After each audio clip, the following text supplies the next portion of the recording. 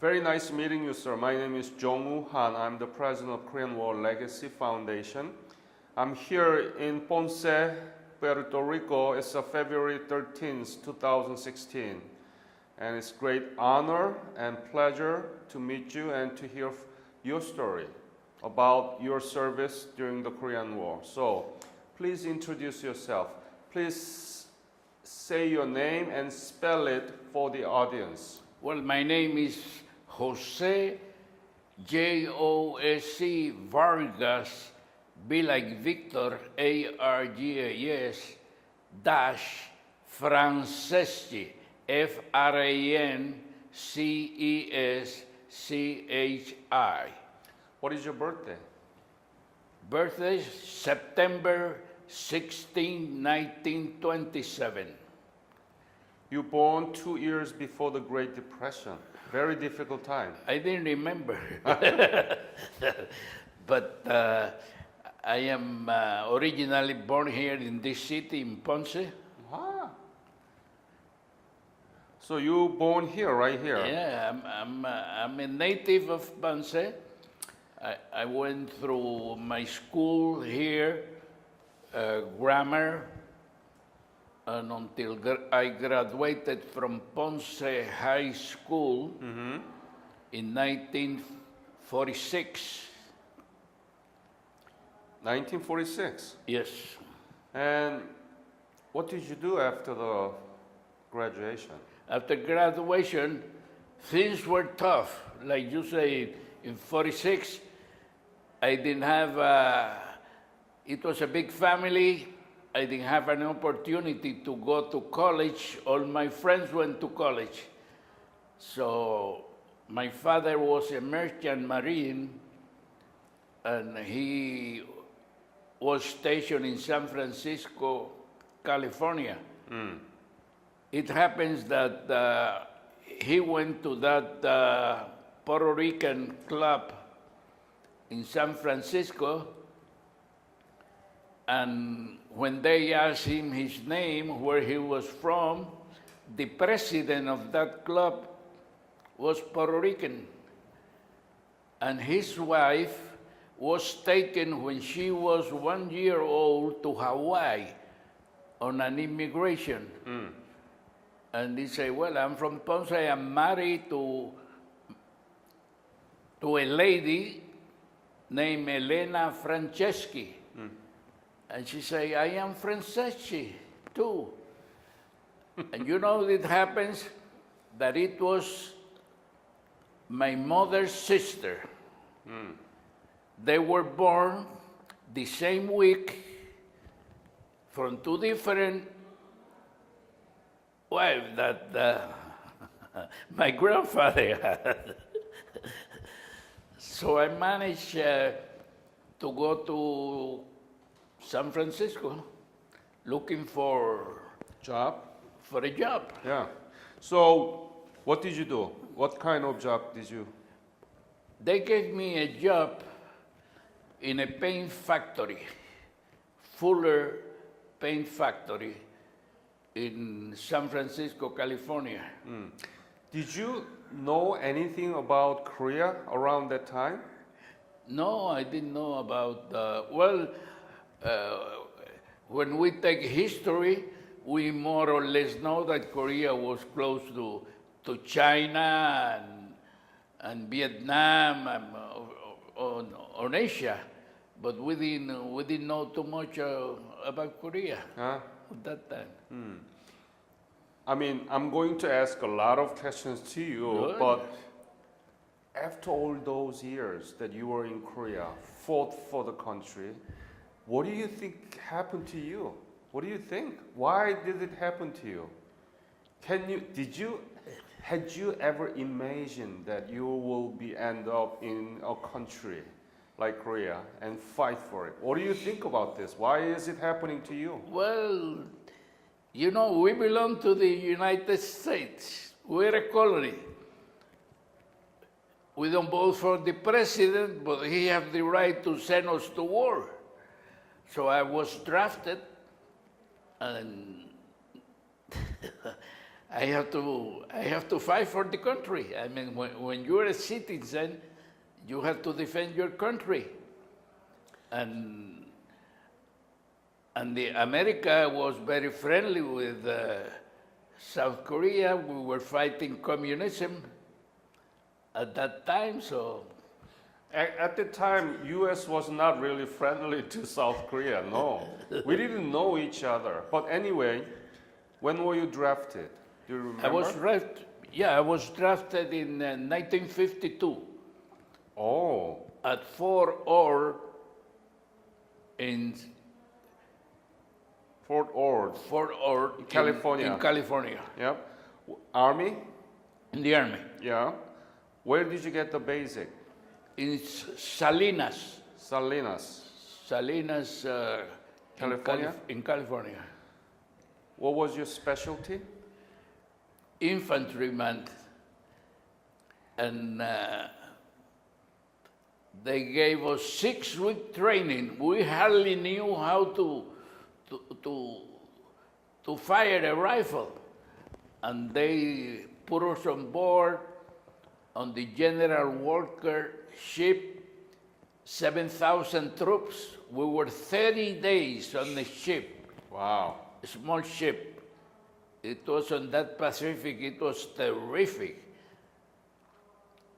Until we landed in Yokohama. It's strange because it used to take 2 weeks. Why did it take so long in your case? I don't know, it took us 30 days from there to, Did you throw up? How was it? it was tough, thrown up. We can hardly, the ship moved so much that we were, it was very, very rough.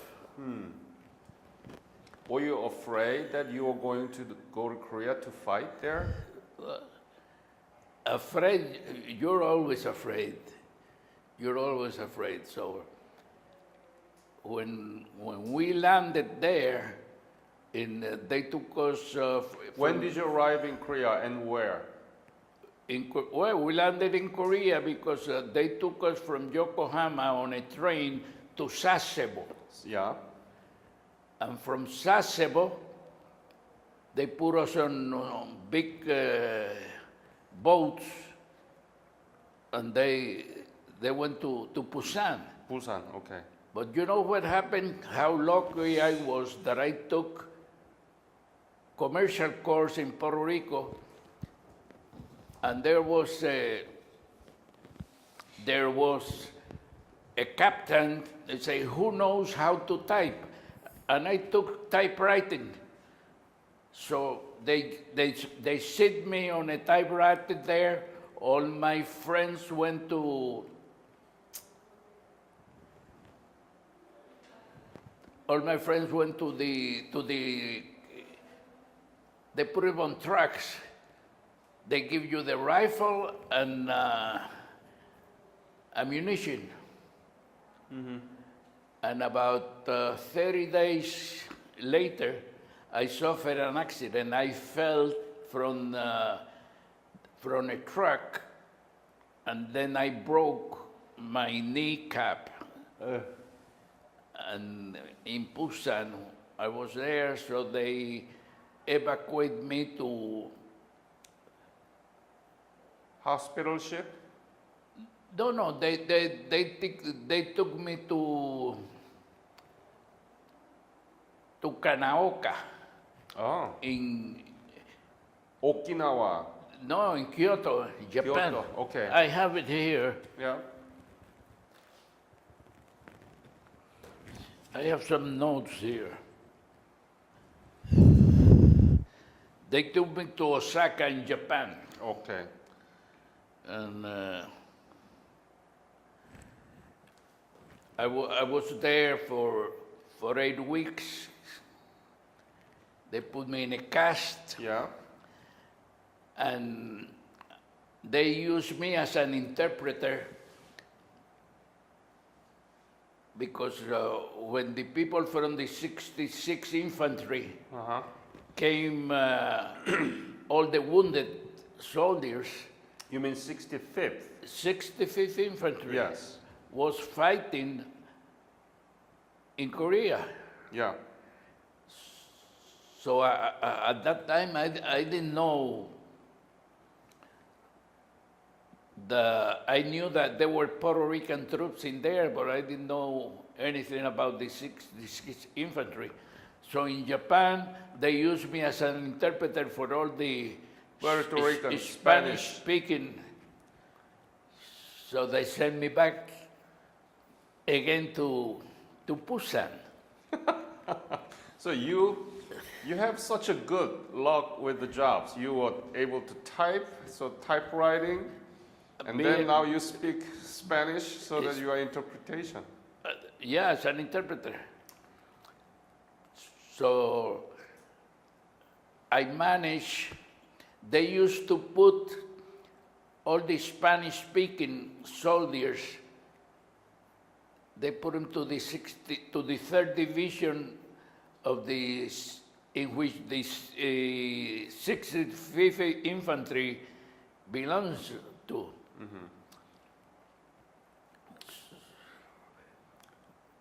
Do you remember when you arrived in Busan? What the month? Oh, sure, I have it here. I have some notes in there, in the, I gave the lady It's okay. information. Was it September or what? Was it summer or?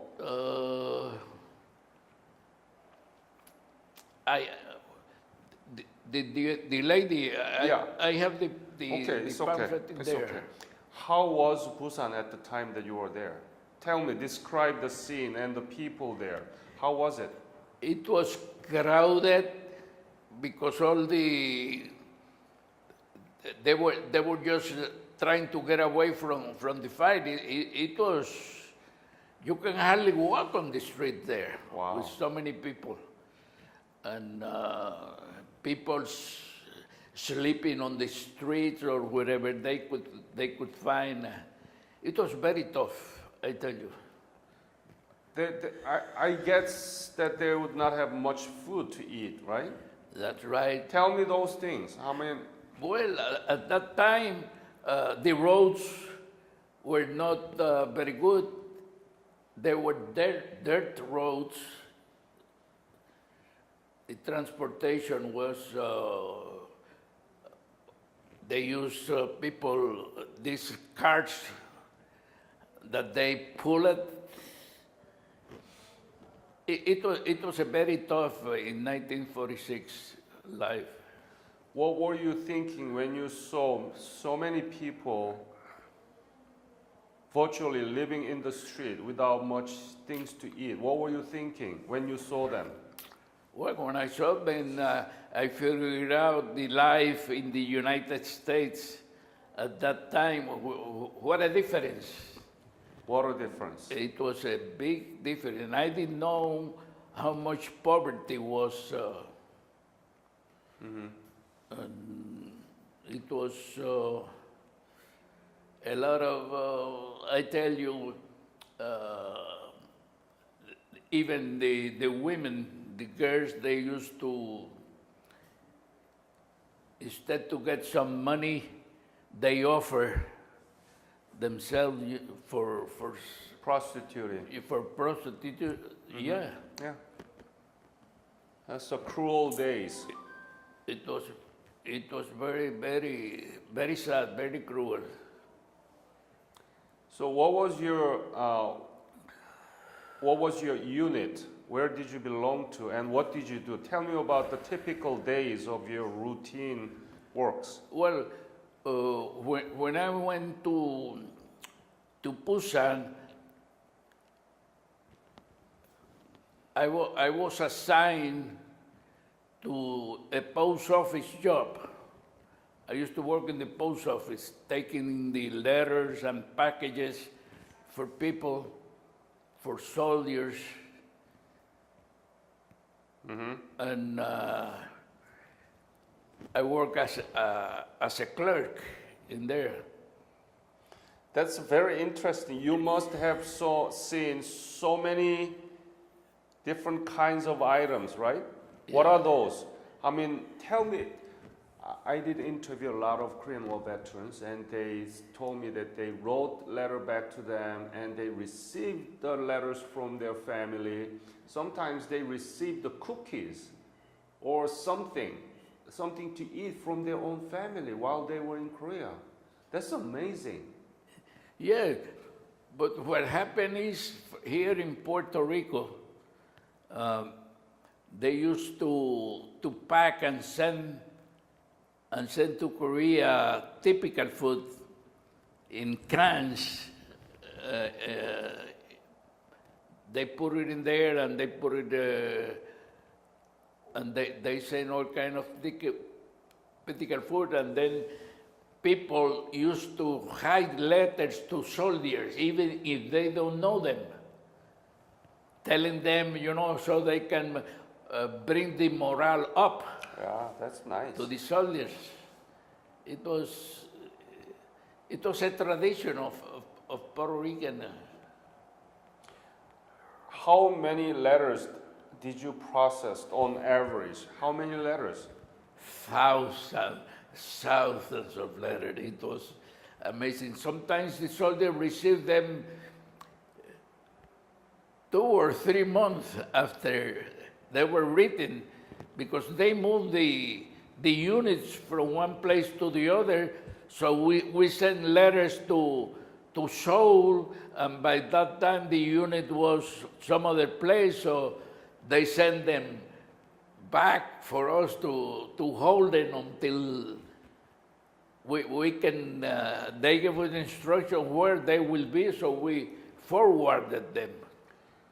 Then there must have been so many letters have not been delivered to the soldiers, Correct. Right? We have cases. I was reading an article in which a soldier received a letter about 40 years after it was written. Yeah, it happens. Letters of 40 years. Yeah, 40 years. What did you do with the letters that has not been delivered? We send them to the headquarters, what they do, and the letters that came, there was a section in which they opened the letters and read them before they give them to the soldiers. Oh, really? Oh yeah, it happens. Do you censor every letters? Not every letter. Random. A random letter they take. They know who the guy was, and the United States of America have a very good system of tracking. If they don't trust you, they follow you. Even today, it happens. Even in our country today, it happens. What was the most difficult thing during your service in Korea, in Busan? You were in Busan. I only. was in Busan. What was the most difficult thing to you? The weather. Oh, tell me. Was it cold? Sometimes I put heavy clothes on it, and we were still cold. But then I follow a tradition on the Korean people. I used to see them that they put newspaper around on the shoes, and then they put the shoes on. And we follow that tradition. The newspaper is very warm. Really? Yeah. You put newspaper Around your foot, and then your put foot, the boot? Put the boot and the stocking, and it keeps you straight around. Maybe that's observe the moisture, so that make your feet dry. Maybe that's the case. Probably, but... Were there any dangerous moments during your service? Yeah. Tell me. Well, we could not, in Busan, we could not go from our unit. If we go to town, we have to to be 2 or 3 guys together, and one of them have to carry a weapon, a carbine, because there were so many North Korean infiltrated. You don't know who was from the north and who was from the south.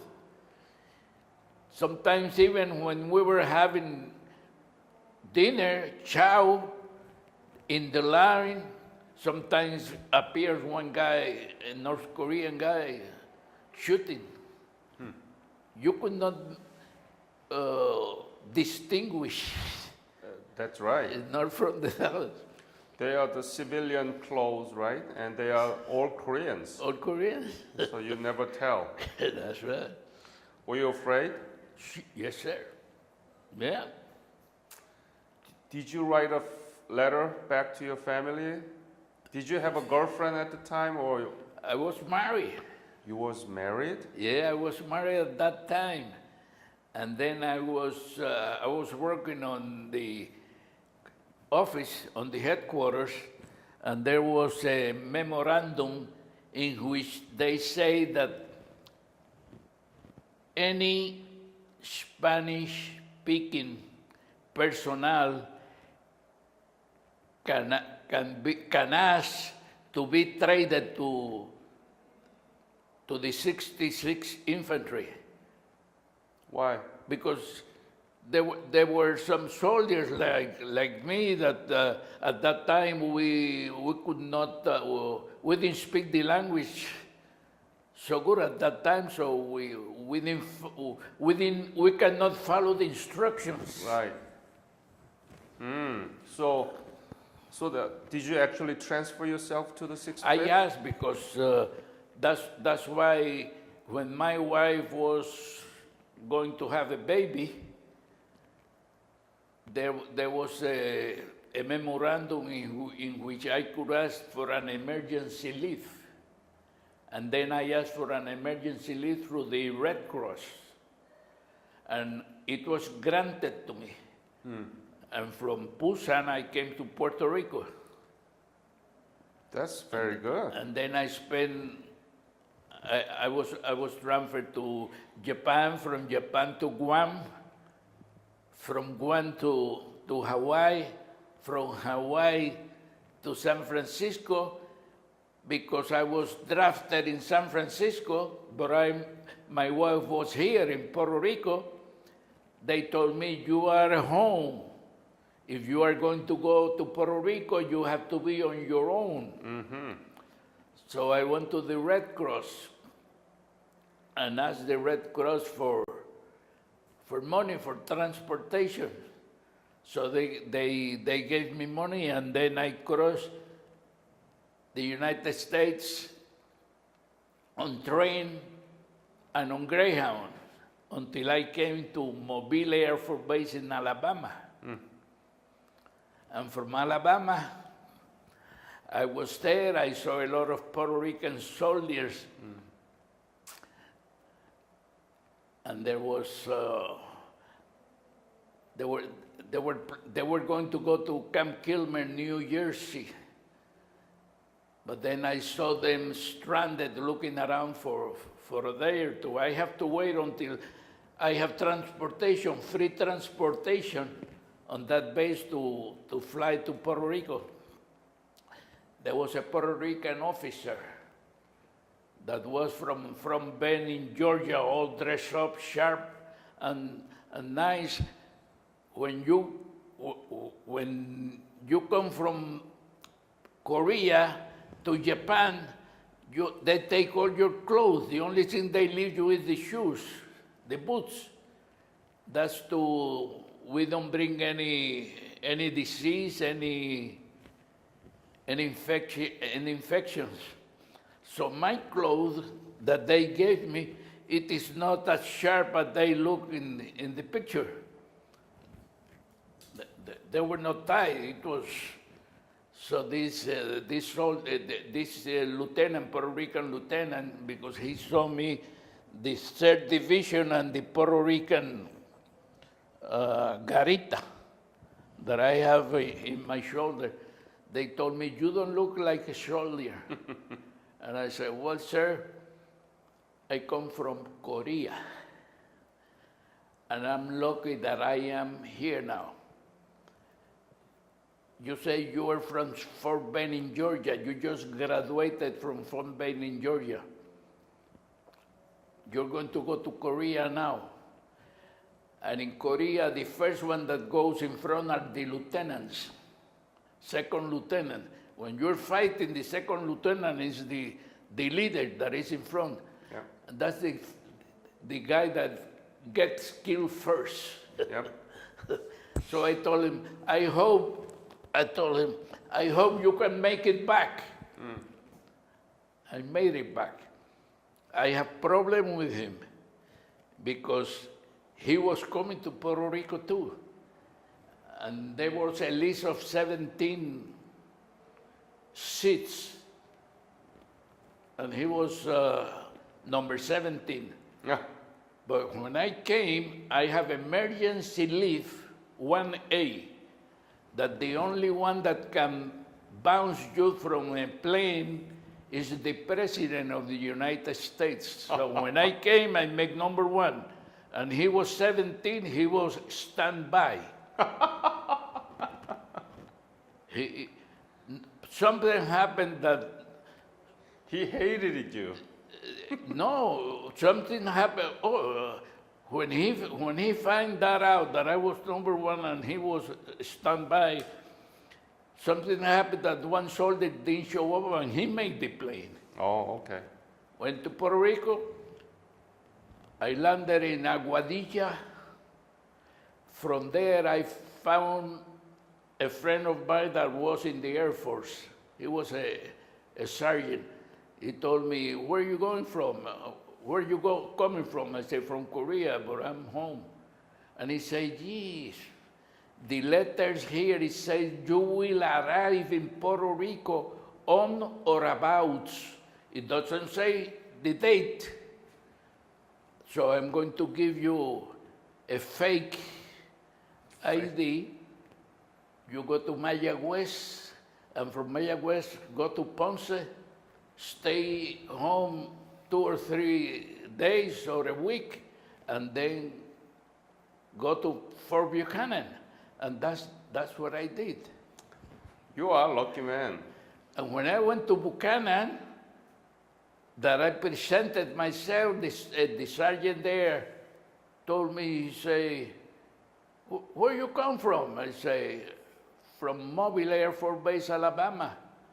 And he told me there was no flights because I am the one in charge that goes to pick the people in Aguadilla. Who shows up? That lieutenant. And he looked at me, the name is Piñero, I still remember. And he laughs, he say, hey, Lieutenant, you know what this PFC is telling me that he arrived today? And he say, what? He arrived with me a couple of weeks ago in the same flight. And then they put me in trouble. Yeah, right. Because they say that I was AWOL. Yeah. And they pressed charges in my discharge. I proved them that I was not AWOL. I just didn't make the connections. Did your wife know that you were returning? My wife? Yeah. That Returning from Korea to see her in Puerto Rico. Did your wife knew that? Oh yes, Okay. she knew. What did you say to her when you first came back from Korea? Well, the first thing I say, where is the baby? I want to see my baby. You told me about the Busan. So many people were in miserable conditions. When you left Korea, when was it actually? When you left Korea, when was it? 1953? No, 1953. 1953, yeah. Did you have any hope about the future of Korea at the time when you left? No. What were you thinking about the future of Korea? I was thinking about not going back. I was afraid to go back on my second, because from Puerto Rico they were going they got the orders and they told me, you're going back to Korea. And then I landed in Camp Kilmer, New Jersey. And in Camp Kilmer, there was the first troop of the 66th Infantry that they were coming back from Korea. And they were in Camp Kilmer in there, and they call them the no speak, because they say, I don't speak English, I don't speak. So I am there with them, and then I tell the captain, Captain, I can speak the language, I can be your interpreter. And these Puerto Rican troops, the Puerto Ricans, they call me all kinds of names. They cost me, I'm telling you. And I say, listen, you're going back to Puerto Rico, I'm going back to Korea. I want to go with you to Puerto Rico. And they send me as an interpreter. And then I came to Puerto Rico with the first troops that they were released from Korea. You know now Korea is very... I worked for a Jewish guy that he was also in Korea, a very rich Jewish guy, and he went about 10 years ago to Korea, and he told me, you don't know how prosperous is South Korea.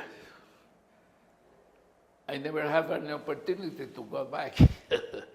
So, what do you think about this great transformation from the scene of Busan you saw, so miserable? Now it's one of the largest economy in the world, 11th largest economy in the world. Yeah, but you have a very good friend up north, that Cancun. What do you think how is that possible? What do you think about that transformation? Well, I tell you, it was for the better, because they're hardworking people. The Koreans are smart people. How do you know? With the time I was there, I used to see them on the rice, on the farms, in the rice. They work day and night. Even on the hills, they produce. They were hardworking people. They never say no. I don't know how they could carry so much load on their back. I don't know if it is a special thing that they do. A-frame. An A-frame. They can carry hundreds of pounds. Yeah. So you think that it's not surprising, or what? What are you saying?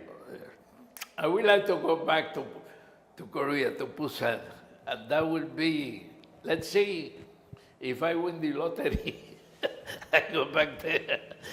You know what? Korean government has a program called Revisit Korea. Yeah? Yeah, and they provide everything almost free, at least, and I think you just pay 30% or 50% of the airfare. That's it. Yeah. Put me on that list. I will. I think I will. Go with me is the next guy you're going to interview. Yeah. That's Jose Luis Irizarry. He fought. That's an engineer. That's a rich guy. He doesn't need He's a very rich man. that Um, guy. what do you think about your service for Korean War? Well, I'm very proud of it. They gave me, I was looking for my medals. They were, but I couldn't find them. I don't know where I put them, but on my discharge, it says the medals they gave me. You are not organized. Huh? You proud? I'm very proud, yeah, that at least I put a little share that they fought the communists. But I would like to see this guy in if they can get rid of him. No. You're not. You don't want to see him. That guy. I watch on internet how Korea is now. Tell me about it. What did you see? Well, I mean, how modern they are, but they also show how the North Korea,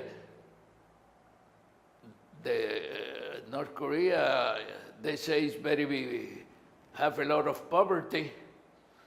Only a few people on the top level are the ones that are living good. That is your legacy. That is what you did.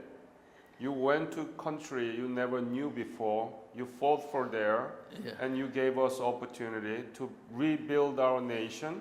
Yeah. Now South Korea is 11th largest economy in the world, 7th largest trading partner to the United States. Yeah. We are the largest shipbuilder in the world. Listen, tell me something about it. That I read, I was linking that yesterday, there is a place in North Korea that, how is it? Explain me That's a more. Kaesong Industrial Complex. It's Yeah. north of DMZ in Songdo. No, Kaesong. And North Korean provide the land and labor, and we invested and with the technology. So it's an industrial complex. Yeah, But because North Korea tests the missiles and nuclear, yeah, correct. so that we withdraw and closed it. So there are a lot of noise there. That's what's happening. Okay? Then But that's the legacy. You did it. You protected against the communism. yeah. So that South Korea is now prosperous.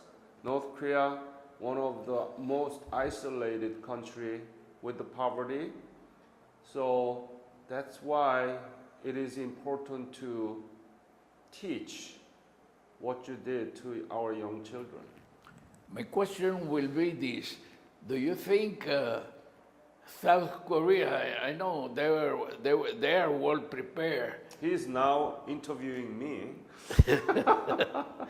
But I am thinking one of these days North Korea will invade South Korea. They may. We don't want that to be happening, but we are ready now. We are ready. It will be destructive war, but we're going to win because South Korean economy is strong and US forces still there. So I don't think they will attempt to do it unless they want to suicide. But if they do, we are ready to repel them and completely destroy them. So Probably the U.S. is getting very close to China because exactly, that's what's happening. that's what is happening. Because they should be, because if the Chinese will go again with North Korea there. You are very smart, huh? You're asking me questions. Any other thing that you want to add to this interview? No, it has been a pleasure for me. I'm very proud of, like you said, of being part of it. In Korea, I didn't fight personally, but with the work I did, Yeah. in my opinion, I think Everybody has their own place in war, in everything in society, and you did your job. and then after I got the license, I have had the opportunity to come to the university. I finished at the Catholic University here in Ponce. I finished my bachelor degree in commerce that I do. I am I got a good job. I learned the trade of leather factoring. I have the opportunity to speak the language daily, and that's So it. now you rich man. Well, I'm not rich, but I can make a living. Some millions in my bank, right? No, man. Just kidding. I have a good gas station, Shell gas station. Very few properties, so Very successful. yeah. But I want to go back to Korea. Yes, we'll make that happening, okay? So thank you very much again for your fight for the Korea. Yeah. And I hope that you can make a revisit to Korea and Busan. You're not going to believe your eyes. I just been there, Busan. Oh my goodness, it's completely transformed, even to my eyes. I've been to Busan so many times, and the last time that I was there was last year, and I couldn't believe my eyes. You know when I got by, I was in the port of Busan. There were so many hundred ships waiting to unload. What happened in the north that there was sabotage or something, that they blew up the tanks of gasoline, and it was the river, instead of water, it was flames that came, and then in the port of Busan, you see the flames on top of the water, and the ships were burning. When you were there? I was taking pictures, and then an MP came and took my camera and smashed it and confiscated. So I lost those pictures, but it was terrific. It was very well, sir. For me, it has been a pleasure. I would like if you can give me your you. name, and I will give you my. Sit. Mr. Vargas Franceschi. Franceschi. Great honor and pleasure to talk with you, and I want to thank you again, okay? Thank you. Thank you. Thank you.